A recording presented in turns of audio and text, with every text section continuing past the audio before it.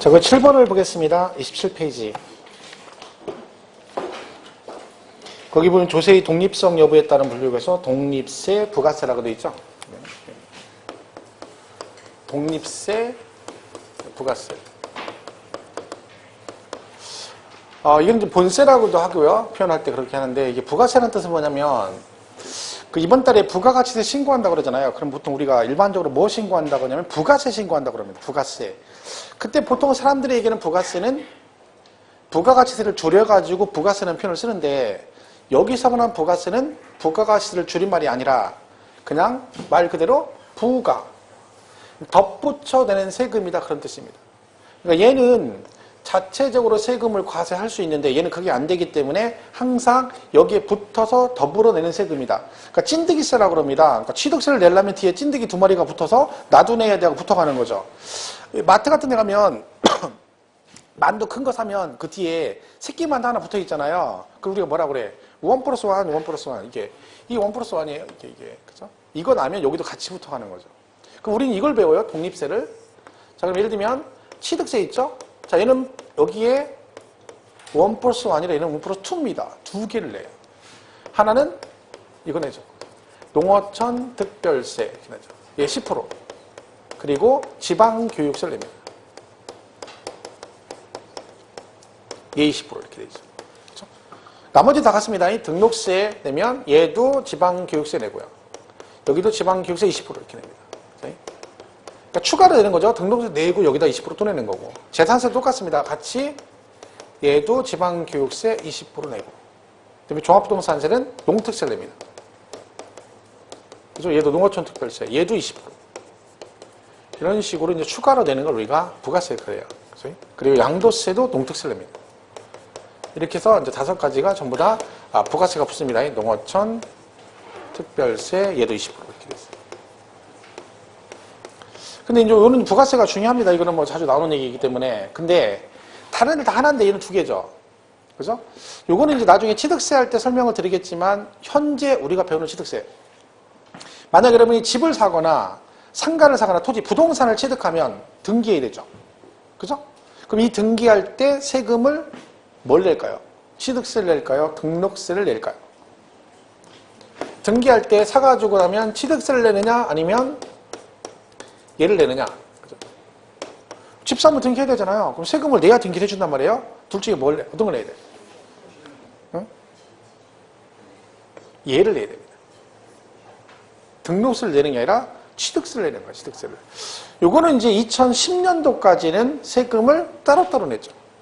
2011년도 개정되면서 지금은 등기할 때 등록세를 내는 게 아니라 취득세를 냅니다. 그러면 얘가 여기로 합해진 거죠. 그죠? 따로따로 애들 한꺼번에 내는 거야. 그러니까 과거는 어떻게 됐는데 2010년도까지 이렇게 냈어요. 1억짜리를 사면 취득세가 1억에 2% 이렇게 돼요. 그죠? 그러면 200만 원 나오죠. 이렇게 내고 얘 등기할 때 등록세 1억에 2% 냈어요. 이렇게. 똑같이. 200. 이렇게.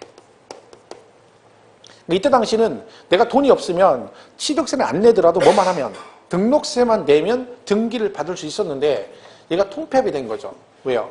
야, 니네 어차피 부동산 사면 뭐를 해? 어차피 취득세 내고 등기도 해야 되니까 따로따로 내지 말고 한꺼번에 내라 이렇게 바뀌었어요. 그래서 얘가 일일이 합해진 거예요. 이렇게. 그래서 얘가 취득세 이렇게 바뀐 거예요. 그죠? 그래서 여기다 1억 곱하기 요거 해서 얼마? 4% 이렇게 하는 거죠. 400. 지금 현재 이렇게 돼 있습니다. 그러면 등록세가 합해졌는데 근데 저기 등록세도 있잖아요. 이 장에. 그죠? 그럼 왜 그러냐? 이 등록세가 몽땅 합해진 건 아니라고요. 여기는 뭐만? 이것만 합해진 거예요.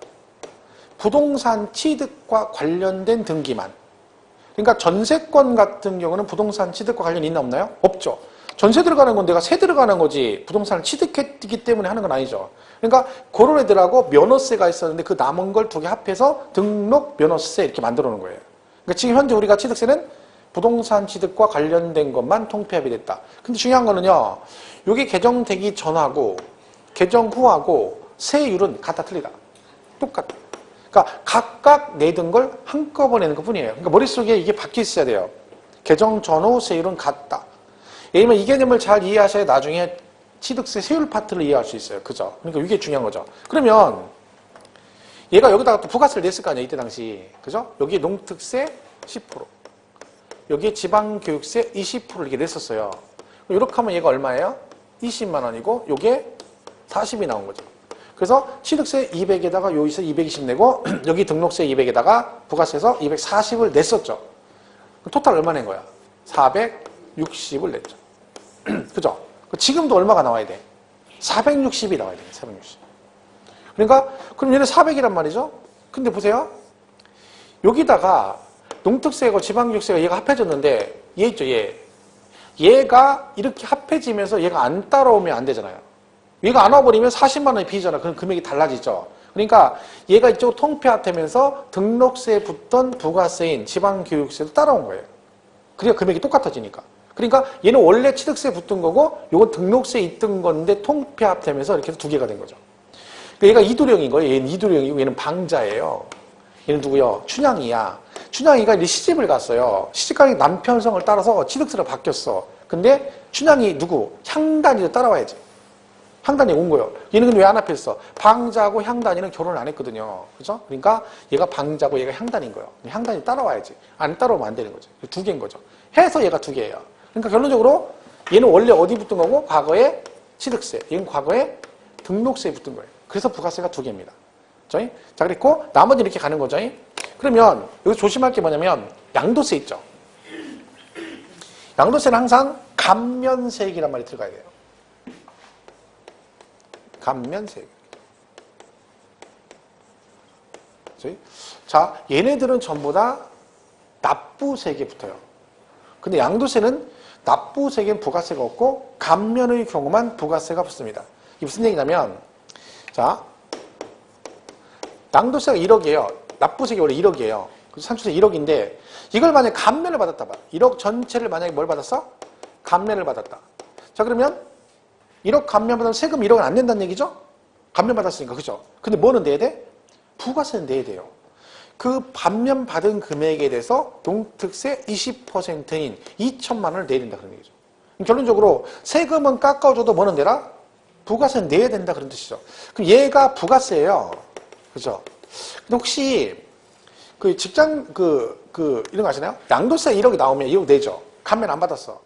그러면 양도세를 낼 때 이 1억만 낼까요? 양도세?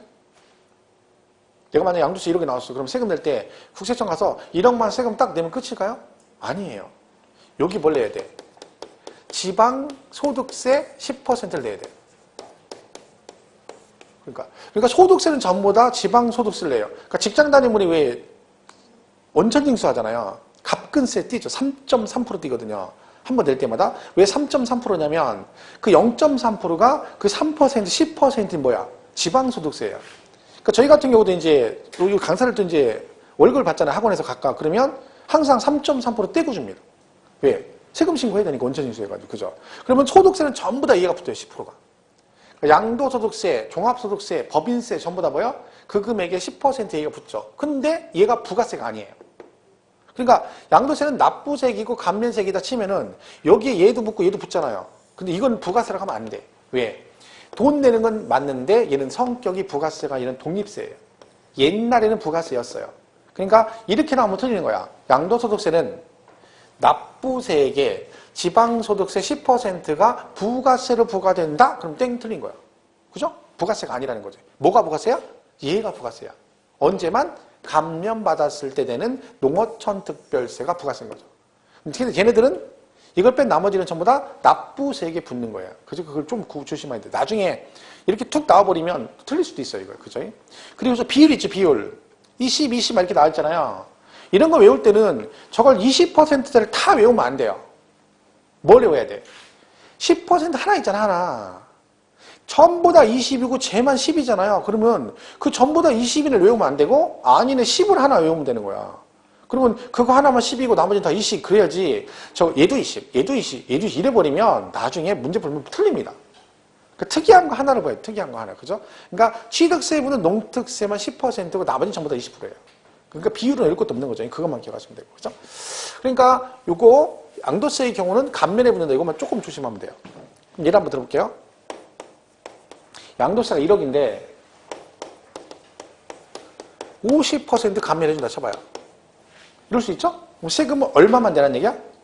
5천만 원, 50%, 그죠? 이렇게 되는 거죠? 5천. 그죠? 얘는 뭐하고? 내고. 나머지 5천은 감면. 깎아준다. 그죠? 자, 그럼 이 상태에서 세금 이것만 내나요? 자, 여기서 추가로 낼 게 뭘까요?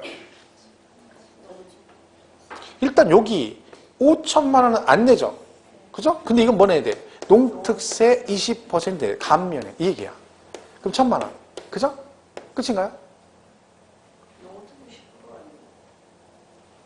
양도세 농특세 20%. 그죠? 이게 끝이에요? 그럼 욕하면 내가 끝나는 거야? 아니죠. 뭐 내야 돼? 여기에 이거 내겠죠. 왜? 납부세액이니까 5천 내고 이거에 10% 500 내야죠. 그죠? 그리고 여기는 5천원 감면 받았지만 부가세 농특세 20% 내는 거야. 그럼 실질적으로 5천만 원 감면 받는 것 같지만 사실은 6,500만 원 내야 되는 거예요. 왜? 이거 5천 내고 여기 500 이거 500 내고 농특세 1,000만 원 내야 되는 거죠. 그러니까 제가 말하는 납부세액에도 이게 있고 그 다음에 감면에도 이게 붙는데 추가로 되는데 요거는 뭐가 아니다? 부가세가 아니고 얘만 부가세로 한다. 그거를 좀 우리가 좀 조심하시면 됩니다. 그래서 얘만 10%고 나머지는 다 20이다. 보시면 되겠죠? 우리 교재는 28페이지에 나와 있습니다. 거기 박스표에. 그죠? 근데 감면 보면 취득세하고 등록세도 본세 감면 시 농특세 20%라고 돼 있잖아요. 그러니까 결론적으로 취득세, 등록세, 양도세는 감면을 받으면 세금은 깎아줘도 셋 다 뭐는 내야 된다? 부가세는 내야 된다. 그게 뭐다? 농특세 20%다. 자, 이렇게 보시면 되겠습니다. 8번은 지금 안 하겠습니다. 이거는 좀 여러분 좀 이렇게 전체적인 감이 좀 잡혀야, 그죠? 그 이해가 갑니다. 부가세도 모르는데 거기다 설명하면 머리 지나는 거죠. 그건 나중에, 그죠? 나중에 3, 4월 할 때 하겠습니다. 그때까지 공부를 좀 열심히 해주시면 돼요. 그리고 9번은 볼 거 없어요. 9번 안 나와. 그는 볼 거 없고. 10번도 보지 마시고. 뭐 응익 그랬는데, 그죠? 이게 좀 약간 특이하게 생겨가지고 궁금해하시는, 궁금할 거 없어요. 이런 거 안 물어보니까. 그죠? 이렇게 가능성 없는 것들은 아예 안 보는 게 장땡이에요. 괜히 봐야 머리만 지진 나는 거예요. 그죠? 3번에 조세의 용어라고 돼 있죠? 조세의 용어. 1번 세법이 나옵니다. 자, 국세지방세라고 돼 있죠? 아까 국가가 부과하면 국세고 지자체가 부과하면 지방세예요. 근데 이제 거기서 설명하는 게 이런 거예요. 예를 들면 국세와 지방세의 차이점 중에 하나가 뭐냐면, 자, 국세는요, 만약 여러분이 종합부동산세를 알고 싶어요. 종합부동산세를 알고 싶어. 그럼 법제처 들어가가지고 거기 찾는데 뭐라고 치면 돼? 종합부동산세 법 이렇게 치면 돼요. 그럼 종합부동산세 쭉 나와요. 만약에 법인세 알고 싶다. 그럼 법인세법 이렇게 치면 돼요. 그러니까 국세는 그렇게 치면 돼요. 자, 그럼 취득세를 알고 싶어. 취득세를. 그러면 법제처 들어가 치면 되거든요. 그럼 뭐라고 쳐야 될까요? 취득세법 이렇게 치면 안 나와요. 왜? 얘는 이렇게 쳐야 돼. 지방세법 이렇게 쳐야 돼요. 그럼 여기에 지방세 11개 아까 있다 했죠? 그 11개가 쫙 나와요. 근데 국세는요, 세목 하나당 법이 하나씩 있어요. 법인세는 법인세법, 부가가치세는 부가가치세 이렇게 돼 있어요. 국세와 지방세 그 차이가 있는 거죠. 그러니까 지방세는 공통 단일법으로 돼 있고 국세는 개별법이 있어요. 각각 개별법이 있다. 이게 좀 차이가 있어요. 물론 예외는 있어요. 국세 중에 하나. 상속세를 알고 싶어. 그러면 법제처 들어가서 국세잖아요. 상속세법 이렇게 치면 안 나와요. 왜? 얘는 이렇게 나와요. 상속세 및 증여세법 이렇게 쳐야 돼요. 그러니까 얘는 얘하고 얘가 세목이 두 개 다른데 얘가 둘 다 무상승계나 비슷비슷하기 때문에 법이 하나로 돼 있어요. 그러니까 이것만 예외적으로 각각 세목은 두 개인데 법이 하나인 거예요. 나머지는 전부 다 개별법인 거죠. 뭐 그런 차이가 있습니다. 그래서 우리도 보면 국세 박스에 보면 30페이지 맨 밑에 국세에서 개별세법이라고 돼 있잖아요. 그렇죠? 근데 오른쪽 지방세는 보면 통합세법, 그래서 11개 세목이 몽땅 다 들어가 있다. 그죠? 이렇게 돼 있습니다. 참고로 보시면 되고. 이번에 과세 주체는 아까 있죠? 누구라고요? 국가와 지방자치단체. 그죠? 이거 지금 솔직히 몇 번째 하고 있는 거예요? 진리죠? 물리지, 물리. 하도 해가지고. 그죠? 과세 요건은 네 가지가 있죠? 과세 대상. 뒷장 넘어가면 납세 의무자 이렇게 돼 있는데, 그 납세 의무자가 나오잖아요. 그죠? 거기 보면 박스에 그 납세 의무자 설명해 놨어요. 그죠? 이렇게 돼 있죠? 납세자란, 이렇게 돼 있죠? 뭘 말한다? 납세 의무자와 징수 의무자를 말한다. 그래서 이 납세 의무자는 다시 본래의 납세 의무자와 연대 납세 의무자, 2차 납세 의무자, 그 다음에 납세 보증인 이렇게 나옵니다. 이렇게 있는 거죠. 보시면. 자, 그럼 보세요. 징수 의무자는 뭐냐? 원천 징수 의무자를 말해요. 원천 징수 의무자. 근데 우리가 배우는 세목은 이걸 안 배워요. 주로 되는 건 이거죠. 아까 납세 의무자.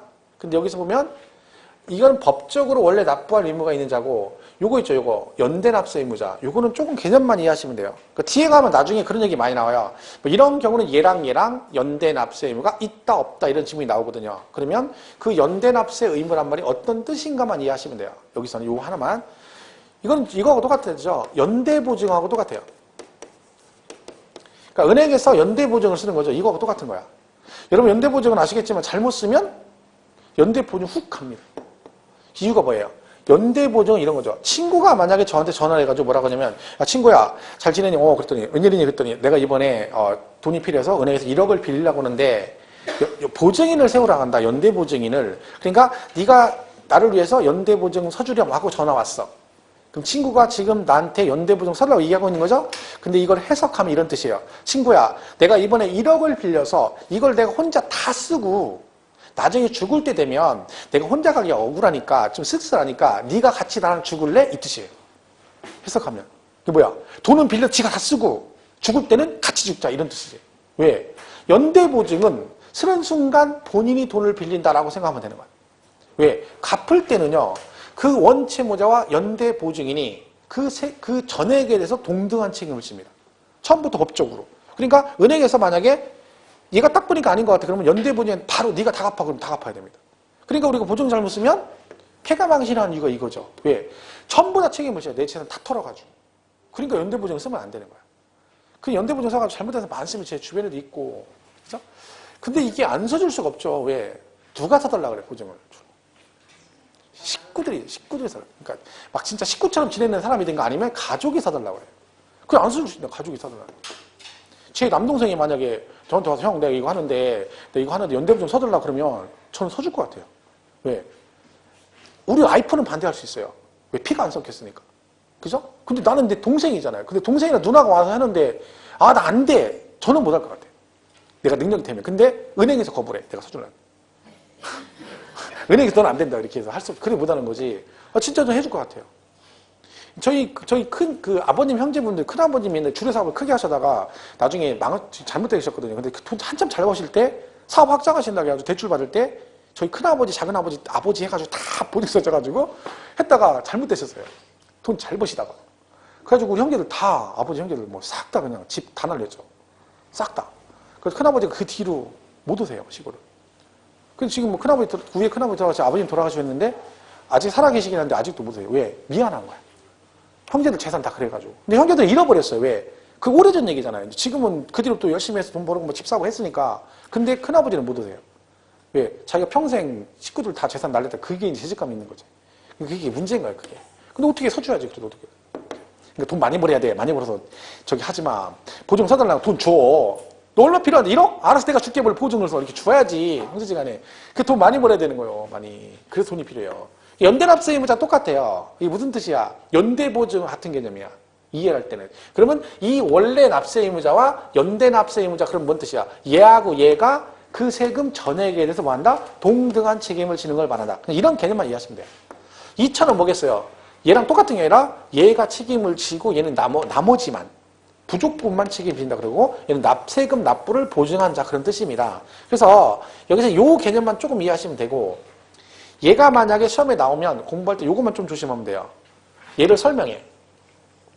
납세 의무자란 얘를 말한다 이렇게 나와요. 근데 꼭 가로치고 이렇게 나와요. 납세 의무자란 가로 열고 이렇게 놓고 여기다가 뭐 징수 의무자를 여기다가 포함한다 이렇게 나와. 그럼 땡 틀린 거죠. 그러니까 얘가 여기 들어가는 건 아니죠. 얘는 어디 들어가? 여기 들어가지. 그죠? 근데 이걸 여기다 쑥 집어넣어요. 그래 여기 포함 그러면 안 되지. 징수 의무자는 어디에 포함된다? 납세자에 들어가는 거예요. 납세 의무자에 포함된다. 이것만 조심하면 돼요. 이건 나중에 문제 풀 때 많이 풀어요. 그러니까 지금 막 저걸 외워야 되나 막 그런 스트레스 받지 마세요.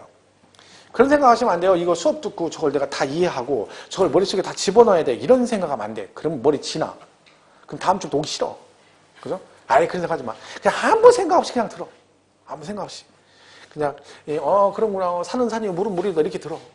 그죠? 그게 중요한 거예요. 괜히 한 무리했다가 다음 주 안 나오고 그게 더 치명타예요. 수업은 빠지면 안 돼요. 그죠? 항상 합격생은 수업을 거의 90% 이상 참석한 사람 중에서 그 중에 8, 90%가 합격하는 거야. 항상 하는 얘기야. 여기도 똑같고. 매년 똑같아. 매년 똑같아. 하여튼 일찍 하산하면 떨어지는 속도도 빠르다는 것만 알면 돼. 학원은 빠지면 안 돼. 절대로.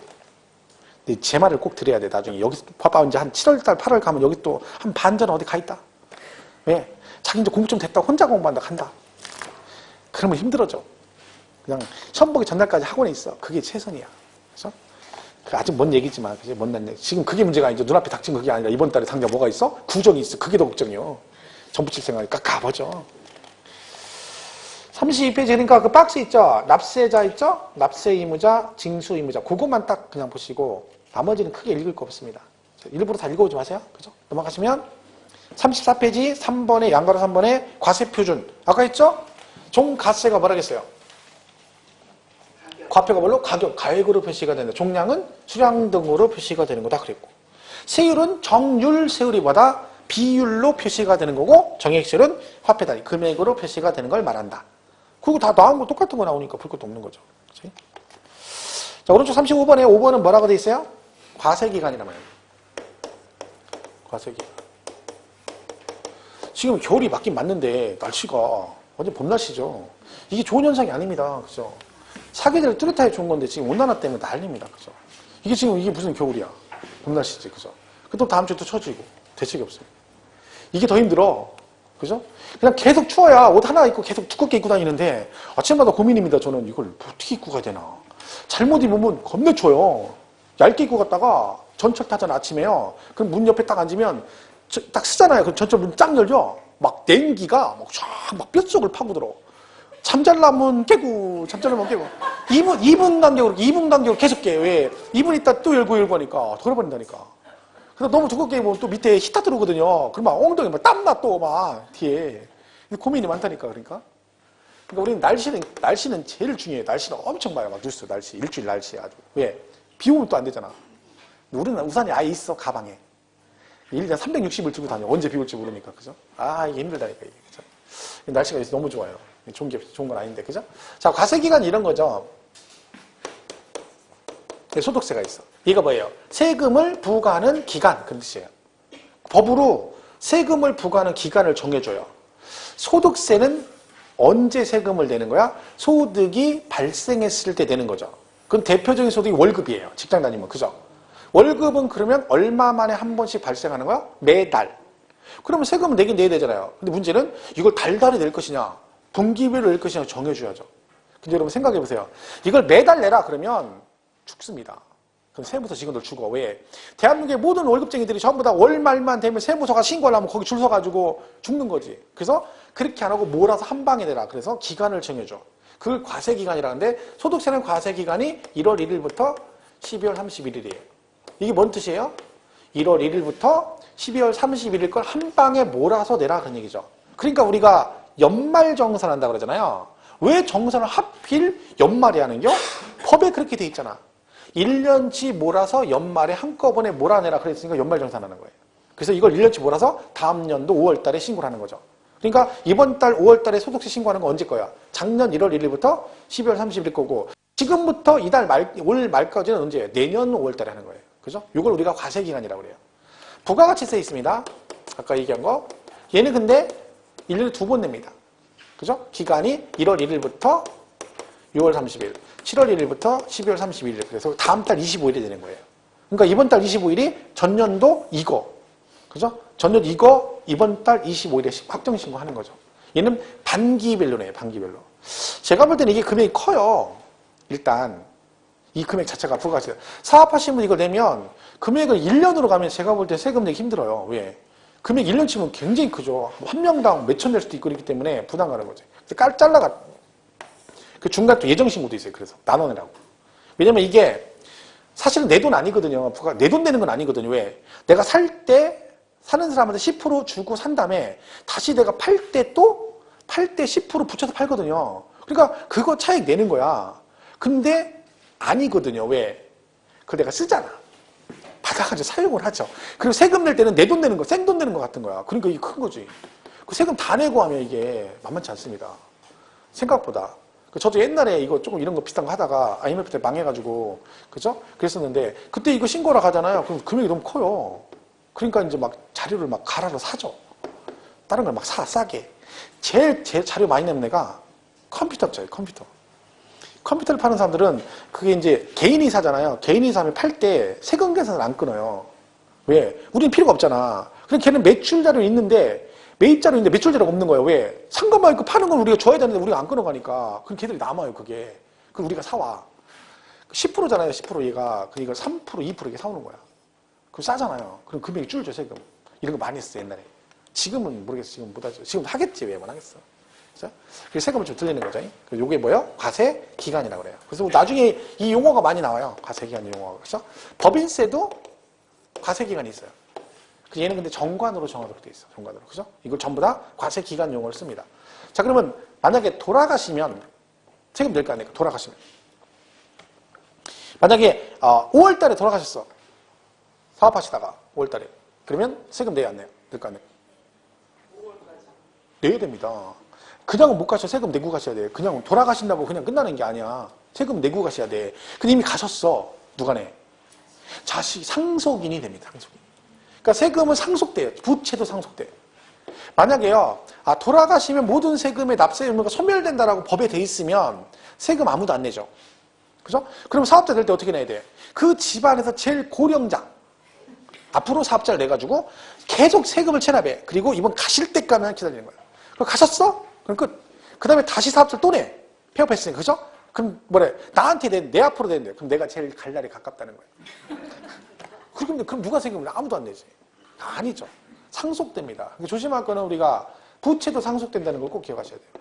그러니까 잘못하면 얼떨결에 받았는데 원금보다 상속 재산보다 부채가 많은 경우도 있습니다. 그러면 그 퉁치고 남은 거 상속인이 다 갚아야 돼요. 그건 잘 봐야 돼. 애매할 때는 그러니까 그거를 물론 부모님 만약에 그다 그러면 자기가 책임감을 가지고 갚는다고 그러면 모르지만 그럼 여러분 생각해 보세요. 매덕 된다고 해봐. 그럼 어떻게 갚아 그거를? 평생 못 그거 갚다가 판다는 거지. 그럴 때는 어떻게 해? 한정 승인이라고 해요. 한정 승인. 그러니까 법원에 가정법원에다가 애매할 때 상속재산과 부채가 좀 파악이 애매하다 그러면 한정 승인 신청을 하면 어떻게 돼요? 그 상속을 받아서 상속재산 10억인데 부채가 12억이야. 그러면 이걸로 퉁치 끝나요. 이걸로 퉁치고 더 이상 안 내도 돼. 근데 만약에 남아 10억인데 부채는 8억밖에 안 돼. 그럼 나머지 2억은 받아요. 그러니까 그럴 때는 이걸 하는 거야. 뭐 한정 승인 신청하면 돼요. 그죠? 그렇지 않으면 그냥 자동으로 상속돼 버리면 다 갚아야 됩니다. 아이고 상속이 있으면 다행이지 뭐. 그죠? 상속해줄 새가 어딨어. 지금 나 먹기도 바빠 죽겠는데. 그죠? 상속이 참 복잡합니다. 뭐 학원에서 지금 4주째인가 저한테 오셔가지고 갈 때마다 질문하는 분이 있는데 그 상속 아버님이 돌아가셨어요. 그래가지고 그 상속권 때문에 계속 물어봐요. 저도 자세히는 모르거든요. 근데 아웃트레일만 잡아주는데 엄청 복잡해요. 그러니까 형제가 6명, 형제가 6명. 6명인데 상속을 받는데 이게 복잡한 거야. 아버지 살아계실 때는 여기는 큰아들 주고 이게 다 벌써 묵시적으로 제기가 됐는데 이제 돌아가시고 나니까 재산이 산이 좀 많아요. 임야 같은 게 되게 많고. 이 골 때리는 거야, 이제 막. 지분 때문에. 그럼 막 서로 이제 묘한 거죠, 막 서로. 그러니까 다 알아보는 것 때문에 형제들이 서로. 세금 관계 어떻게 이게 저기 되는지, 분배가 되는지. 만약에 내가 상속을 이렇게 되면 이만큼 안 받게 되고 내가 거부하면 어떻게 되냐 물어봐요. 한 명이나 동의를 안 하면 안 돼요. 그죠? 이게 상속이 힘든 거야, 그게. 그러니까 상속에는 한 명만 동의를 안 해도 등기가 안 넘어가요. 상속 전체가 다 동의를 해야 돼요. 그죠? 그러니까 19만 원 골치 아픈 거야. 그러니까 돈이 있어도 걱정이 없어도 걱정이야. 그러니까 차라리 있는 게 나아. 어차피 걱정할 거 돈 있는 게 낫지. 그죠? 없이 걱정하면 낫잖아. 밥 쫄쫄 굶어가면서 막, 그죠? 냉골에 앉아가 떨면서 돈 걱정하는 것보다는, 그죠? 뜨뜻하게 누워가지고 땀 뻘뻘 내가면서 걱정하는 게 나은 거지. 이왕이면. 같은 적이면. 그죠? 그러니까 뭐, 결혼도 뭘 하겠어. 결혼하면 후회한다 그러잖아. 그죠? 이왕할 건 뭐 해야 돼? 결혼해야 됩니다. 해야 되지. 그죠? 말했잖아. 남자들 꼭 결혼하세요. 젊은 사람들. 정현이 결혼 꼭 하고. 너도 한번 죽어봐. 결혼해서. 해봐야 알아. 말로는 느낄 수가 없어. 그 결혼이 얼마나 행복한지를 알 수가 없어. 경험을 해봐야 행복해요. 그래서 결혼하면 나처럼 친구들보다 내가 훨씬 젊거든. 내가 친구보다. 우리 친구들 보면 깜짝 놀랍니다. 막. 제가 진짜 동안이에요. 친구들 중에서는. 그래서 왜? 장가를 잘 가서 그래. 그렇죠. 동영상 촬영하니까 뭐 참 마무리를 참 진짜 아름답게. 자, 그래서 그 과세기간은 박스 보시죠. 거기 나와 있죠. 박스에 35페이지. 소득세 원칙이 뭐라고 돼 있어요? 1월 1일부터 12월 31일인데 사망하시면 1월 1일부터 사망일까지라고 돼 있잖아요. 돌아가신 날까지 세금을 내는다는 거죠. 외국으로 출국하고 그러면 출국일까지 세금 내라는 얘기고, 법인세는 정관으로 정하고 되어 있고요. 부가가치세는 두 번이죠. 1월 1일부터 6월 30일, 7월 1일부터 12월 31일 이렇게 되어 있습니다. 그렇죠? 자, 넘어가면 6번은 법정신고 기한이라고 되어 있죠. 요거는 지금 안 하겠습니다. 이거는 공부 좀 되신 다음에 하면 이건 되게 쉬운 얘기예요. 근데 지금 한번 생으로 외워야 되니까, 그죠? 나중에 뒷부분 공부하면 얘는 그냥 공부 안 해도 읽으면 다 아는 얘기예요. 그죠? 근데 지금 공부하면 되게 스트레스 받으니까.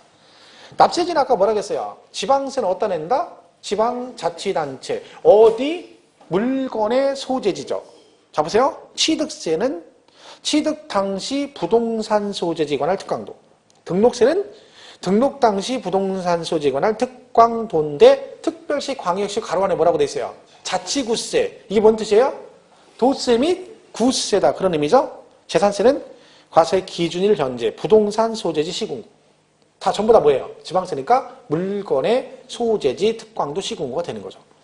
국세는 여러 개 나왔죠. 개인만 보시면 돼. 그냥 개인. 그래서 아까 뭐라 했어요? 주소지 관할 세무서. 없으면 거소지. 그런데 거기까지 복잡할 거 없고 그냥 개념상으로 개인은 거주자는 주소지 관할 세무서가 납세지다라고만 이해하시면 되는 거예요. 그죠? 이렇게 보시면 되고. 자, 오른쪽 8번에 이제 뭐가 나와요? 조세 징수가 나오죠. 사실은 세금은 걷는 게 제일 중요합니다. 걷는 게. 어떻게 걷느냐, 그죠? 세 가지가 있어. 그 중에 하나가 이거고, 그 하나가 뭐야? 보통 징수. 오해 또 민법 뭐 수업 있죠? 1차. 안 드시나요? 열심히 들으세요, 열심히. 그죠? 지금은 뭐 지금 오후에 뭐 집에 가면 뭐 할 일도 없잖아. 설마 오늘 끝나고 도서관 가나요? 수업 끝나면? 밥 먹고? 그래야 됩니다. 근데 이런 분이 있어요. 1월달 됐는데 아직 시간 많다고. 지금 수업만 듣고 그냥 홀딱 가서 평상시 생활 또, 그러니까 출퇴근해. 아침에 출근했다가 1시에 퇴근하고 밥 먹고 집에 가서 그냥 놀아. 내일 아침에 출근해. 이러면 안 돼요. 그렇게 공부하니까 시험이 떨어지는 거야. 왜? 그럼 뒤에 가면 힘들어요. 지금 공부해줘야지. 1월달인데 11월도 아니고 해봤겠는데 10개월 남았는데 공부해야죠. 도서관에서 도서관 문 닫을 때까지 공부해야 돼. 문 닫고 나서 공부하면 안 되지만 문 닫을 때까지 공부해야 되는 거예요. 근데 그걸 안 해요. 그리고 합격만 하려고 그래. 날로 먹으려고. 정 힘들면 저녁 먹을 때까지도 공부해야죠. 일단은. 근데 제가 볼 땐 지금 공부해야 됩니다. 그렇다고 막 시금을 전폐하지 말고요. 그죠? 해야 돼. 공부 안 하면 문제 있어요, 나중에 여러분. 그러니까 나중에 힘든 거예요. 막 1, 2월 달 대충 하고 막 하면 3월 달부터 막 터지는 거죠, 이제. 그럴 동안에 공부를 해줘야지. 그렇죠? 자, 얘는 보세요. 신고납부가 있고 보통징수가 있어. 얘는 뭔 뜻이에요? 네가 알아서 신고하고 돈도 네가 알아서 내라는 얘기고, 요거는 무조건 고지서 날라오는 건 보통징수라고 그래요. 지난달에 자동차세 내셨는데 자동차세는 신고납부일까요? 보통징수가요? 보통징수. 고지서 나왔잖아. 그냥 신경 쓸 거 없어요. 고지서 날라오면 보통징수. 내가 가서 신고하고 돈 내면 말 그대로 신고 납부입니다. 근데 여러분 생각해보세요. 여러분한테 직접 세금 신고를 하래요. 와서. 그럼 내가 세금 신고를 하려면 그 부동산 가격이 얼마인지 알아야 뭘 할 수 있다? 신고할 수가 있는 거죠. 금액도 모르는 신고를 못 하잖아요. 그럼 이때 금액은 내가 그 부동산을 어떻게 했을 때 알 수 있다? 내가 돈 주고 사거나 팔았을 때 알 수 있죠. 그러니까 사고 팔면 아는 거지. 왜? 거래 당사자잖아요. 결국 뭐야? 매매했을 때 알 수 있어. 거래 당사자가. 그때만 뭐가 가능해? 신고 납부가 가능하죠. 왜냐면요, 내가 등기를 하지 않는 한은 개인끼리 매매를 하면 과세권자는 내가 그걸 매매했는지 안 했는지 알 수가 없죠. 누구만 알아? 거래 당사자만 알 수 있는 거죠. 그러니까 네가 와서 신고하고 돈 내라. 결론은 신고납부조세는 뭐다? 우리가 배우는 것 중에 사고 팔 때 내는 세금인 취득 관련 조세인 취득세와 등록세, 그리고 팔 때 내는 양도세가 뭐다? 신고납부조세인 겁니다. 그럼 재산세는 어떻게 됩니까? 재산세는 거래 금액이 없죠. 가지고만 있는 거니까. 그죠? 얘는 보유세예요. 그러니까 내가 신고를 할 수가 없지. 왜? 얼마인지 모르니까. 근데 과세권자는 우리한테 세금을 걷어가야 되니까 지들이 알아서 세금 계산해서 고지서를 보내줘요. 그래서 재산세와 종부세가 보통징수에 들어갑니다. 물론 교재를 보면 이거는 국세는 신고 납세, 얘는 국세가 정부 부가가세제도라고 돼 있습니다. 근데 거기에 꽂혀가지고 신경 쓸 거 없습니다. 왜? 정부 부가가세나 보통징수나 둘 다 뭐가 나온다는 거야? 고지서가 나온다는 얘기야. 맞박이나 이맞박이나 똑같다는 얘기니까 그거 굳이 구분해서 외우려고 하지 마세요. 왜? 그걸 구분해서 막 시험에 내고 그러진 않아요. 예를 들면 종합부동산들은 보통징수한다. 맞았니? 틀렸니? 이렇게 났네요. 그죠? 그러니까 둘 다 맞죠. 신고납세나 신고납부나 뭘 하라는 얘기야? 네가 와서 신고하고 돈 내라는 얘기야. 그러니까 그냥 이렇게 이해하시면 돼. 개념상으로. 자, 그러면 얘를 이거 하라고 했죠? 이걸 안 하는 사람 있죠. 취득세 신고를 하라고 했어. 기간 정해줬어요? 안 했어. 얘 고지서가 나왔어. 돈 안 냈어. 그럼 내든지 말든지 신고하든지 말든지 냅둬버리면 아무도 세금을 안 내겠죠. 그래서 뭐가 있다? 말을 안 들으면 추가로 돈을 더 내게 한다. 그래서 우리가 가산한다고 그래요. 가산. 이때 가산에서 낸 금액의 용어가 다르다겠죠? 얘는 뭐라 그러고? 세. 그리고 얘는 금. 세금. 얘 끝에 글자만 틀리다겠죠? 세금. 기억나시나요? 우리 11월달에 했는데. 그죠? 하신 분은. 얘는 뭐라 했어요? 신고 납부는 시작을 뭘로 시작해? 시옷으로 시작하니까 끝나는 것도 뭘로 끝나? 시옷으로 끝나요. 시옷으로 끝나. 그래서 신고 납부는 뭐다? 가산세가 보거든요. 이렇게 해서. 신고 납부는 가산세가 보거든요. 이렇게 하면 돼요. 근데 신고 납부는 가산금 이러면 안 되고. 그죠? 그러니까 신고 납부는 가산세. 그러시면 됩니다. 애도 오줌 들 때 엄마가 뭐라 그래? 쉬 그러잖아요. 쉬. 그럼 애가 뭐예요? 쉬를 하죠. 그래서 쉬 하면 쉬 이렇게 하면 돼요. 얘는 뭐예요? 고지서 나와요. 가산금. 그래서 이거 하나만 기억하면 되죠. 그럼 자동으로 보통징수는 뭐가? 가산금이 붙습니다. 그래서 신고 납부 안 하면 가산세가 부과된다. 해서 가산세 중과 쭉 나오는 거죠. 얘는 뭐 4개가 있습니다. 일단 자, 이 가산세 뜻이요. 이런 뜻이에요. 세법에 정한 의무를 이행하지 않았을 때. 자, 가산세 종류는 그 의무를 이행하지 않았을 때 붙는 거니까 이 의무가 뭔지를 알면 가산세 종류를 알 수가 있죠. 자, 그럼 여기서 말하는 법에 정한 의무는 무엇을 해야 할 의무가 있는 거야? 이거잖아, 이거. 신고 납부를 안 하면 가산세가 붙는 거잖아요. 그럼 의무가 뭐라는 거예요? 신고 의무와 납부 의무가 있다는 거죠. 의무가 2개인 거예요, 기본이. 그러니까 신고 의무와 납부 의무가 있다 그러죠. 그럼 가산세 종류는 당연히 신고 안 하면 가산세 나오고 이거 안 해도 가산세가 나오겠죠. 기본이 2개인 거예요. 신고 불성실 가산세와 납부 불성실 가산세가 있습니다. 이때 이제 얘는 다시 어떻게 가요? 이렇게 나오죠? 일반 무신고 있고 과소신고가 있어요. 이렇게 돼 있고, 그다음 부정 이렇게 돼 있고, 부당 부정 이렇게 돼 있고, 부정 과소 이렇게 돼 있습니다. 4개인데 뜻은 2개죠. 이렇게 나누면 일반 부정. 부정은 뭐란 뜻이 있어요? 고의성이 있다는 거죠. 세금 포탈 의도를 가지고 고의적으로 세금을 떼어먹으려고 잘 떼어먹으면 되는데 하필이면 걸린 거죠. 걸리면 넌 죽는다 그랬죠? 걸리면 죽어. 뭘로 죽어? 세금으로 죽어봐라. 그래서 죽을 사자에서 얘는 40%라겠죠? 40%. 그래서 너는 세금으로 죽어봐라. 그래서 부정 기타 이렇게 나오면 뭐다? 사기 등 나오면 너도 한번 죽어봐 해서 40. 죽을 사자. 이렇게 되는 거. 40%. 여기는 뭐라요? 일반의 뜻은 뭐다? 고의성 없다. 그죠? 근데 얘는 뭐고? 무신고고. 얘는 과소신고. 얘는 신고 안 한 거고 얘는 신고를 한 거죠. 그죠? 그러니까 얘는 뭐다? 무신고와 과소 중에 둘 중에 그래도 둘 다 싸가지 없는 건 똑같지만 그래도 그나마 착한 게 누구예요? 과소신고지. 어떤 사람 무신고래. 신고 얘 안 했으니까 얘가 착하대. 안 했으니까 더 나쁜 놈인 거예요, 얘는. 그죠? 그래서 얘는 신고 안 했으니까 어떻게 한다고요? 이거 반절인 20% 내고 너는 신고했으니까 그거 반절인 10% 이렇게 돼요. 일반은 무신고는 20, 과소는 10%입니다. 얘는 근데 왜 둘 다 40이라고 했어요? 싸가지 없는 거 똑같다. 싸가지 없는 거 똑같다. 그래서 둘 다 고의성이 있으니까 40. 일반은 무신고 20, 과소는 10. 납부는 1일 마무리 3입니다. 하루에 0.03%씩 추가됩니다. 0.3. 그죠? 하루에 0.3. 그러니까 이게 작년 시험에 나왔다 했잖아요. 작년 시험에. 그죠? 가산세 65번 문제 딱이 나왔죠. 1번에 딱 첫 번째 문제 이게 나왔죠. 다음 중 옳은 걸 고르시오. 야, 이게 이런 문제를 우리가 뭐라고 하냐면 그 출제위원이 그때 이 문제 낼 당시에 집안에 경사가 있은 거예요. 뭐 4대 독자가 태어났다든가 뭐 이런 거예요. 로또가 됐다든가. 그래서 기분 좋아가지고 막 낸 거야. 맞으라고. 서비스 빵점 방지용 문제. 이거 틀린 사람도 있다니까. 돌아버리는 거죠. 이거 나와서 정답이. 옳은 걸 고르시오. 일반 무신고 몇 프로? 20%. 얘가 1번이 정답이 있어요. 나머지는 무시인구인데 여기다 부정했는데 50, 막 30, 막 이렇게 나왔어요. 자, 이거를 틀린다는 건 있을 수 없는 일입니다, 이게. 진짜. 골 때리는 거지, 왜? 이거 어떻게 틀려? 이거를 수업 시간에 수십 번 하는데.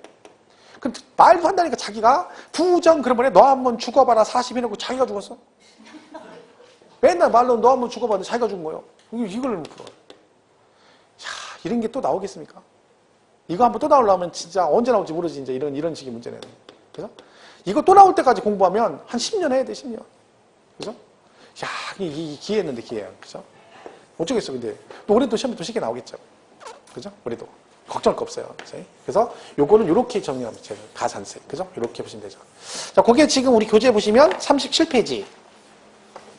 신고납부라고 돼 있고, 밑에 보통징수라고 돼 있죠? 뭐 그림으로 돼 있네. 거기 뭐 바람머리 휘날리는 애가 거기 막 해가지고 그림으로 막. 그죠? 이렇게 촌스럽게 돼 있는데, 그럼 볼 거 없어요. 읽을 거 없죠? 왜?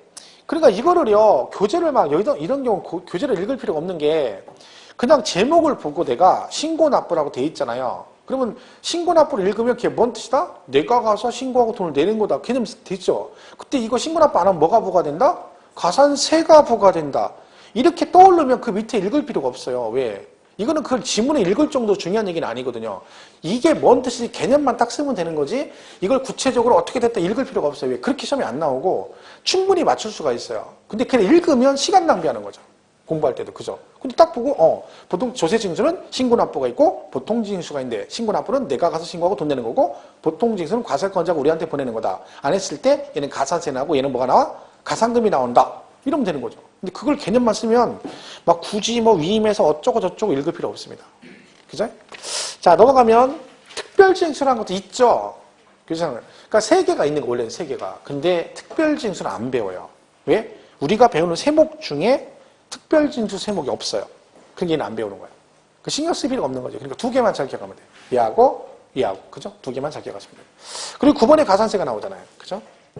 자, 1번에 의 및 성격이라고 되어 있죠? 자, 그럼 볼게요. 가산세란 세법에 규정하는 의무의 성실한 이행을 확보하기 위해서 여기서 말하는 의무가 뭐다? 신고, 납부 의무죠. 그 세법에서 산출한 세액의 가산하여 징수한 금액을 말한다. 거기서 중요한 단어는 그게 아닙니다. 그 뒷게 중요해요. 다만 그거 가산금은 이에 포함되지 아니한다. 얘가 만약에 용어 정의가 나왔다 그러면 요거밖에 없어요. 틀릴 거는. 그러니까 앞에 건 절대 안 틀리게 나와요. 그럼 뭘 틀려? 가산금을 포함한다 이렇게 나와요. 그것만 조심하면 돼. 용어가. 그러니까 앞에 건 신경 쓰지 말고 가산세 용어 나왔다 그러면 뒤에 것만 잘 보시면 돼. 가산금 포함한다고 나오는지 포함하지 않는다고 하는 요것만 딱 신경 쓰면 얘는 틀릴 일이 없어요. 그죠? 그러니까 나오면 혹시 그것만 잘 보시면 됩니다. 그 다음에 오른쪽에 가산세 9분 4번 나오죠? 거의 뭐 일반 무신고 알라면? 그죠? 1시, 아직 1시가 안 됐어. 1시. 시간을 잘 맞춰놔야지. 1시에 맞춰놔야지. 자, 가산세는 무신고, 가소신고 돼 있고 뒷장에도 있어요. 근데 앞에 거 막 잔뜩 복잡하게 써 있는 거 읽지 마시고요. 40페이지 박스 정리돼 있잖아요. 그것만 보시면 돼. 40페이지 박스. 거기 있죠? 신고불성실 가산세, 납부불성실 해가지고 무신고 가산세, 일반 무신고 20, 부정 40 돼 있죠? 근데 거기 과소신고 가산세 보면 그거 틀린 거 한번 찾아보세요. 틀린 거. 아, 거기 40으로 돼 있죠. 과소신고분. 그죠? 그 몇 프로예요? 10%, 10%. 오타가 좀 있네요. 그죠?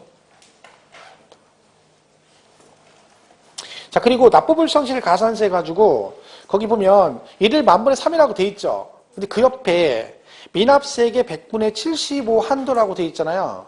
혹시 이거 헷갈릴까봐 말씀드리는데 그 밑에다가 지방세라고 써줘야 돼요. 지방세. 그러니까 납부불성실 가산세가 한도가 있거든요. 원금의 75% 넘어가면 더 이상 내지 말고 얼마까지만 내? 75%. 근데 그 규정이 국세는 해당 사항 없고 어디만? 지방세만 해당돼요. 그러니까 예를 들면 양도세는 납부불성실 가산세 한도가 없어요. 그러니까 안 내면 계속 늘어나는 거예요. 그죠? 근데 지방세는 원금이 1,000만 원이야. 근데 납부를 안 해가지고 납부불성실 가산세가 750만 원이 넘어가면 더 이상 부과를 안 한다는 거예요. 한도를 정해놨다는 거예요. 근데 그 한도가 누구만 된다고요? 지방세만. 근데 잘못, 그냥 언뜻 보면, 이것만 딱 보면, 가산세 전체가 다 그런 것처럼 오해할 수 있습니다. 그래서 거기 뭐라고요? 지방세 이렇게 써요. 사실은 그 위에, 그 박스 바로 위에 보면 굵은 글씨로 100분의 75에 해당하는 금액을 한도로 한다고 써있죠. 근데 그 옆에 보면 가로 안에 뭐라고 돼 있어? 지방세 기본법이라고 돼 있잖아. 그러니까 얘는 어디만 해당된다는 거야? 지방세만 해당된다는 얘기예요, 사실은. 근데 그거 읽으면 우리가 이해를 안 가니까 혹시나 오해할 수 있으니까 국세는 한도가 정해져 있지 않다. 어디만? 지방세만 100분의 75 한도다. 이렇게 보시면 되겠습니다. 거기까지 하겠습니다. 거기까지 하고 다음 주에 가상금부터 이어서 가도록 하겠습니다. 원래는 이번 달부터 원래 1시 반까지 하기로 했었는데, 하려고 했는데, 이 기본 과정이라서 제가 이번 달 3주는 1시까지 하고, 다음 달은 1시 반까지 할 거예요. 1시 반. 그죠? 그리고 3월 달부터는 계속 1시 반까지 할 거니까, 그렇게 하시고. 그죠? 6주로 가기 때문에 신도를 좀 시간을 늘려서 가겠습니다. 여기까지 하겠습니다. 건강하시고 다음 주에 뵙겠습니다. 고맙습니다.